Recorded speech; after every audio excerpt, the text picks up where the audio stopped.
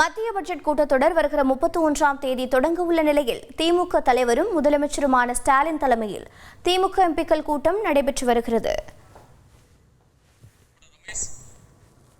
இது பற்றிய விவரங்களை செய்தியாளர் ரமேஷ் வழங்க கேட்கலாம். ரமேஷ் வணக்கம். ஏற்கனவே ஒரே நாடு ஒரே தேர்தல் யுஜிசி வரைவறிக்கை போன்றதற்கு மத்திய அரசிற்கு எதிராக தீர்மானம் நிறைவேற்றப்பட்டிருந்தது. தற்போது இந்த கூட்டத்தில் என்னென்ன பிரச்சனைகளை குறித்து ஆலோசனை மேற்கொள்ள உள்ளனர்? விவரங்கள் என்ன? வணக்கம். திமுக எம்பிக்கள் ஆலோசனை கூட்டம் திமுக தலைவரும் முதலமைச்சருமான திரு மு க ஸ்டாலின் தலைமையில் திமுகவின் தலைமை அலுவலகமான அண்ணா அறிவாலயத்தில் நடைபெற்று வருகிறது. இந்த ஆலோசனை கூட்டத்தில் திமுகவின் மக்களவை சேர்ந்த 25 எம்பிக்கள், மாநிலங்களவையை சேர்ந்த 10 எம்பிக்கள் என மொத்தம் 31 எம்பிக்கள் இந்த ஆலோசனை கூட்டத்தில் பங்கேற்றிருக்கிறார்கள். குறிப்பாக இந்த பட்ஜெட் கூட்டத்தொடரில் திமுக எம்பிக்கள் எவ்வாறு செயல்பட வேண்டும், என்னென்ன விஷயங்கள் குறித்து விவாதங்களை எழுப்ப வேண்டும் போன்ற பல்வேறு ஆலோசனைகளை முதலமைச்சர் மு க ஸ்டாலின் திமுக எம்பிக்களுக்கு வழங்கி வருகிறார். இது 2 விதமான ஆலோசனைகள் இருக்கும் என்று சொல்லப்படுகிறது.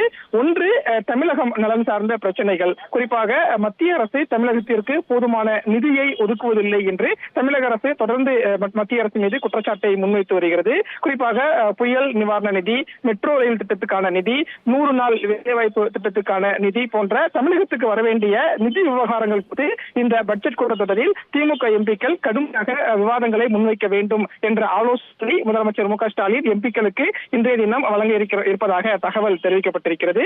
இரண்டாவதாக, மத்திய அரசு கொண்டு வரக்கூடிய சட்டங்கள், அதாவது ஒரே நாடு ஒரே தேர்தல், வக்பு வாரிய திருத்த சட்டம், யுஜிசி வரைவு கொள்கை, பொது சிவில் சட்டம் போன்ற பல்வேறு சட்ட மசோதாக்கள், சட்டங்களை மத்திய அரசு கொண்டு வந்திருக்கிறது. இந்த சட்டங்களுக்கு தமிழகத்தில் ஆளுங்கட்சியாக இருக்கக்கூடிய திமுக தொடர்ந்து கடுமையாக எதிர்ப்புகளை பதிவு செய்து வருகிறது.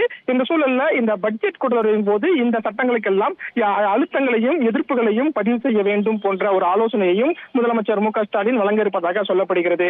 இப்படியாகத்தான் நாடாளுமன்ற உறுப்பினர்களின் செயல்பாடு எவ்வாறு இருக்க வேண்டும் என்பதற்கான ஒரு ஆலோசனை கூட்டம் அறிவாலயத்தில் நடைபெற்று வருகிறது. கூட்டம் முடிந்ததற்கு பிறகு தீர்மானங்கள் நிறைவேற்றப்படும். அந்த தீர்மானத்தில் மத்திய அரசை கண்டித்து என்னென்ன விஷயங்கள் இடம்பெற இருக்கிறது என்பதெல்லாம் தெரிய வரும். தகவல்களை வழங்கியதற்கு நன்றி ரமேஷ். செய்திகளை உடனுக்குடன் தெரிந்து கொள்ள உடனே சப்ஸ்கிரைப் பண்ணுங்க.